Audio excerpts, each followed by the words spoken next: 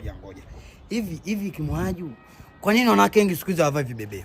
Vibebeo ndo nini? Vibebeo vijuu ya Kimwaju. Vibebeo hivi vya kubebelea nini hivi mnavitaje hivi vibebeo? Hii sidilia. Hivi kwa nini mnakuwa hivyo?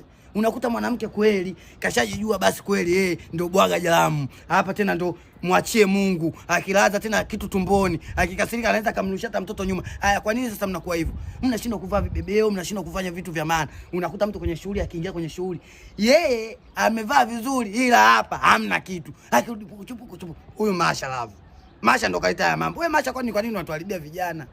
Sawa tumekubalia. Lakini kwa nini mtu kibebeo kuchuku bwaja mambo bwaja acha bana.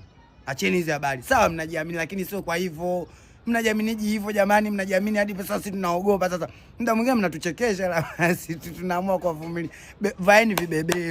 Vaeni vibebeo wanawake wenye maziwa. Vaeni vibebeo.